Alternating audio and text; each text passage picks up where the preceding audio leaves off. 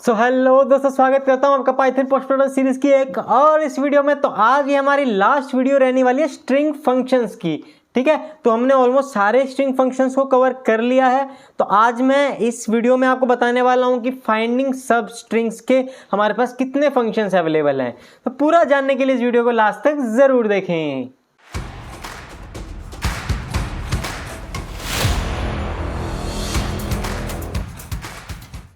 तो चलिए दोस्तों, आगे बढ़ने से पहले मैं आपको बता देता हूं कि सब स्ट्रिंग्स क्या होते हैं। देखो, मैंने आपको बताया हुआ है, लेकिन मैं फिर भी आपको दोबारा से एक छोटा सा ओवरव्यू दे देता हूं। ये देखो, जैसे ये हेलो वर्ल्ड लिखा हुआ है ना, तो इसमें क्या है, हेलो एक सब स्ट्रिंग है। ये पूरा एक स्ट्रिंग है और उसका अगर मैं हेलो उठाऊं, ठीक है, या फिर HEL उठाऊं या फिर WOR उठाऊं, तो ये इसके सब स्ट्रिंग बन जाएंगे, है ना। एक स्ट्रिंग में से जब हम उसके पार्ट्स निकालेंगे तो वो उसके सब स्ट्रिंग होंगे, है ना। आ रहा समझ।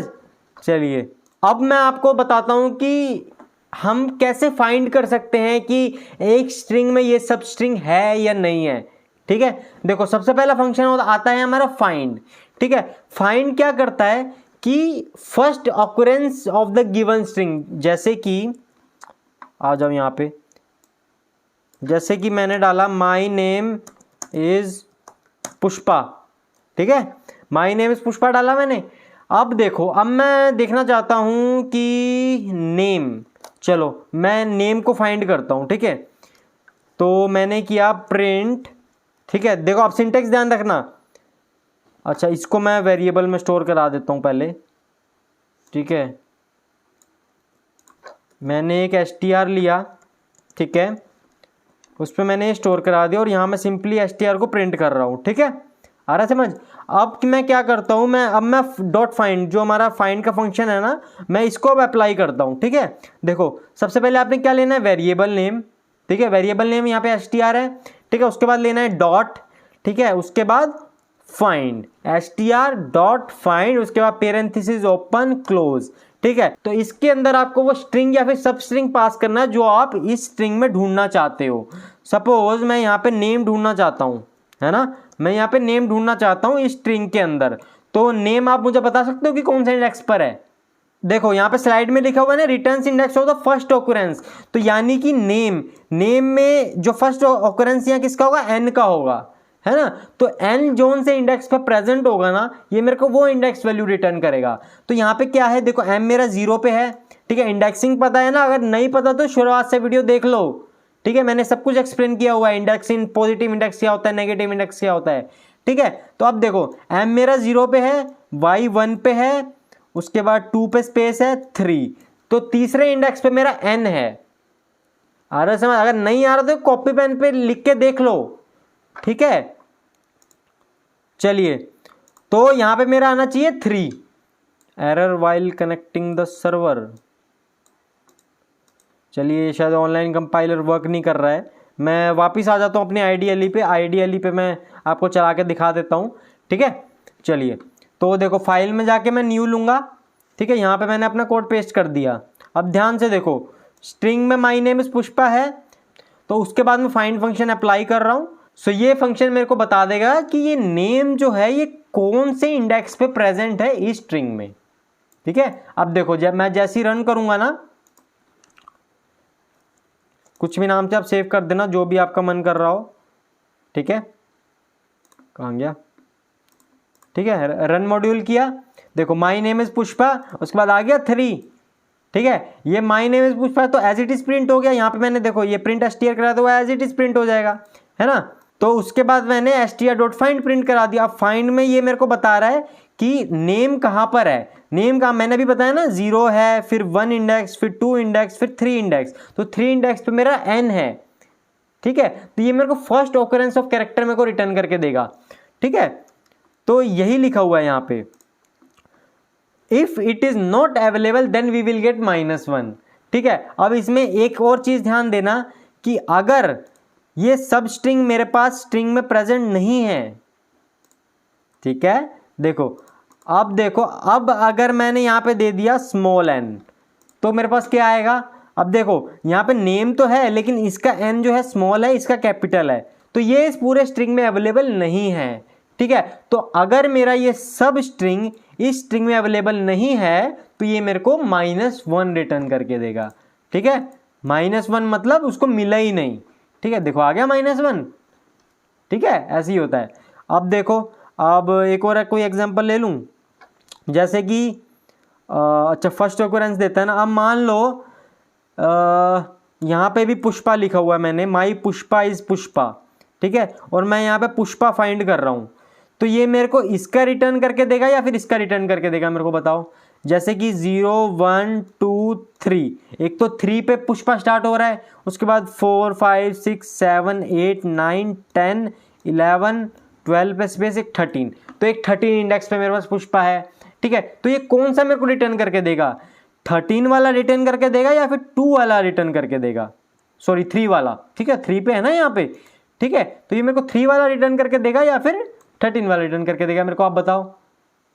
तो ये मेरे को देगा लेफ्ट साइड से, जो भी इसको पहला मिल जाएगा ना ये वो रिटर्न करके दे देगा। तो यानी कि लेफ्ट साइड से यानी यहाँ से, तो यहाँ से उसको अगर पुष्पा मिल गया तो ये वाला इंडेक्स से रिटर्न करके देगा, सिंपल। ठीक है, अब देखो तो यहाँ पे क्या आना चाहिए, 3 आना चाहिए मेरे पास, है ना। देखो आ गया 3, क्लियर है।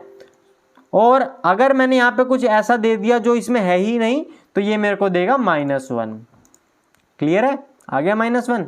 ठीक है, तो अभी तक मैंने आपको बताया फाइंड।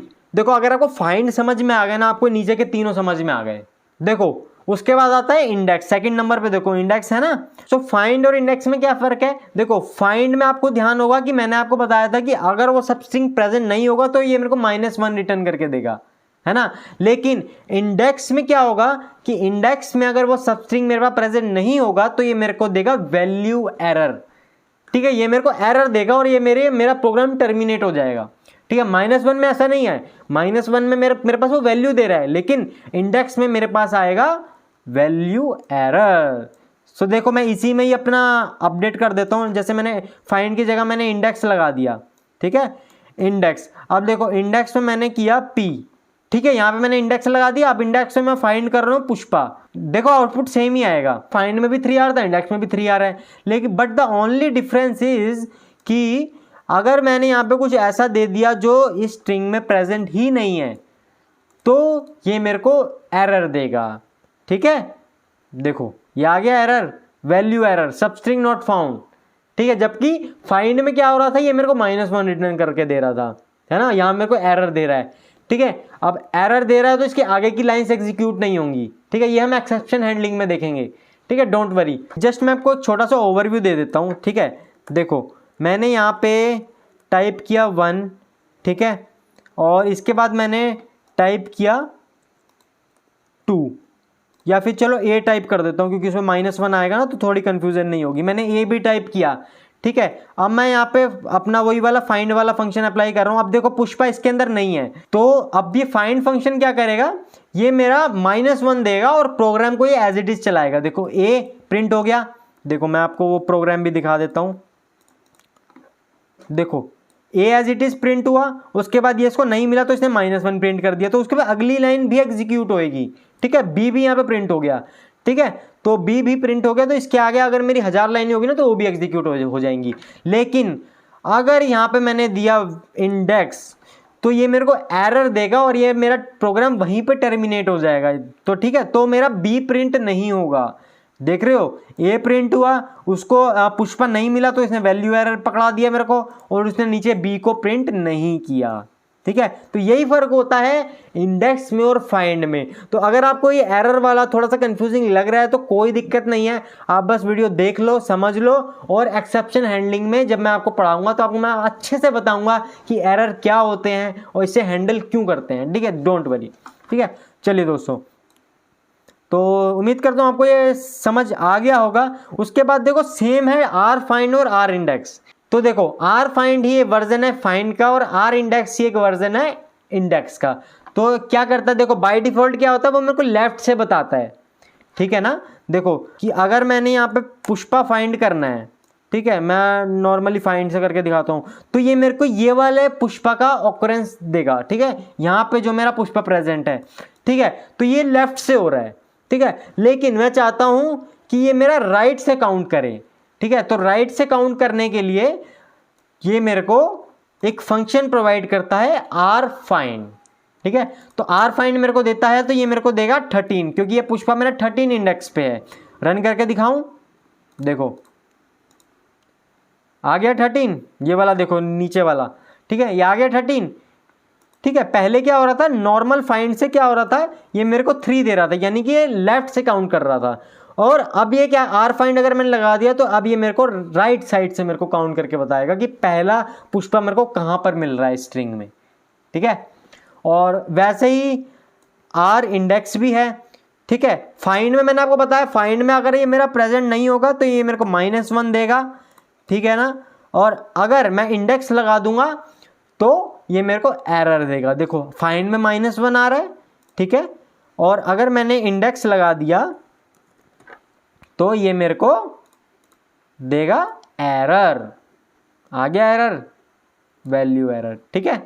सो देखो ये दोनों सिमिलर ही हैं, ठीक है। मैं आपको एक एक्सरसाइज भी करा देता हूँ, उससे आपको और अच्छे समझ में आ जाएगा।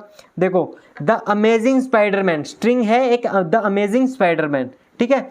अब मैं str.find कर रहा हूँ, अमेज फाइंड कर रहा हूँ, ठीक है। तो आप मेरे को बताओ क्या आएगा, अमेज, ठीक है, 0 1 2 3 4, ठीक है। चलो मैंने बता ही दिया आपको। डॉट फाइंड में क्या आएगा, ये मेरे को इंडेक्स मेरे को रिटर्न करके देगा जहां अमेज मेरा प्रेजेंट होगा, ठीक है। तो है तो अमेजिंग, लेकिन अमेज भी तो है ना यहाँ पे। सो जरूरी नहीं है कि पूरा अमेजिंग ही यहाँ पर लिखा होना चाहिए, अमेज भी लिख दोगे तो भी काम हो जाएगा, AMA लिख दोगे तो भी काम हो जाएगा, ठीक है। वैसे ही सिंपल A भी लिख दोगे तो भी काम हो जाएगा। ये मेरे को बस first occurrence of the character बता देगा कि ये पहली बार आपका स्ट्रिंग में कहाँ प्रेजेंट हो रहा है, ठीक है, लेफ्ट साइड से। और आर फाइंड लगा दूंगा तो मेरा राइट साइड से बताएगा। तो अब आप मेरे को बताओ कहाँ पे अमेज मेरा कहाँ प्रेजेंट है, 0 1 2 3 4 पे प्रेजेंट है ना, तो आंसर मेरा आएगा 4। क्लियर है, बाकी सब गलत है। आ गया समझ। चलिए अगला देख लेते हैं फटाफट से, str.find स्पाइडरमैन। तो अब आप लोग मेरे को बताओ कि द अमेजिंग स्पाइडरमैन में स्पाइडरमैन कहाँ है, स्पाइडरमैन कहाँ है, 0 1 2 3 4 5 6 7 8 9 10 11 12, 12 पे है, 12 पे है ना। ध्यान से देखो यहाँ पे S मेरा स्मॉल है, तो S स्मॉल है तो ये स्पाइडरमैन इसको नहीं मिलेगा, ठीक है। और नहीं मिलेगा तो फाइंड के केस में क्या होता था, फाइंड के केस में ये मेरे को देगा -1। क्लियर है, ठीक है, फाइंड में मेरे को -1 देगा। चलिए एक और देख लेते हैं फटाफट से, डॉट इंडेक्स, ये लास्ट है, ठीक है, डोंट वरी, इसके बाद वीडियो खत्म हो जाएगी, ठीक है। तो उसके बाद आ जाता है डॉट इंडेक्स। डॉट इंडेक्स में क्या होगा, स्पाइडरमैन पहले मैंने देखा -1 दे रहा था, अब मैं अगर स्पाइडरमैन फाइंड आउट करना चाह रहा हूँ, यहाँ पे S स्मॉल है तो ये इसको स्ट्रिंग में मिलेगा ही नहीं, तो ये मेरे को देगा वैल्यू एरर। क्लियर है, आ गया वैल्यू एरर, बस इतना ही तो था। मैंने आपको सारे फंक्शंस कवर करा दिए, ऑलमोस्ट जो इंपॉर्टेंट थे वो तो मैंने कवर करा ही दिए हैं। तो बाकी हम आगे इसका इन डेप्थ करने वाले हैं, जो कि इंटरव्यू सीरीज भी हमारी रहने वाली है, उसमें स्ट्रिंग से रिलेटेड जितने क्वेश्चंस हो सकते हैं हम करेंगे। सो आप जैसे कि स्लाइड में देख सकते हो, प्रैक्टिस प्रैक्टिस प्रैक्टिस। सो जितना हो सके आप स्ट्रिंग्स से रिलेटेड आप क्वेश्चंस की प्रैक्टिस कीजिए, ठीक है, क्योंकि ये इंटरव्यू रूम के लिए भी बहुत इंपॉर्टेंट है, ठीक है। आपने देखा होगा कि इंटरव्यू रूम में हमारे स्ट्रिंग से रिलेटेड बहुत सारे क्वेश्चंस आते हैं, तो वो मैं आपको सारे कवर कराऊंगा, डोंट वरी, ठीक है। सो चलिए दोस्तों इतना ही था इस वीडियो में, तो मिलते हैं फिर अगली वीडियो में। तब तक के लिए अपना ध्यान रखें, जानवरों से प्यार करें, जय हिंद।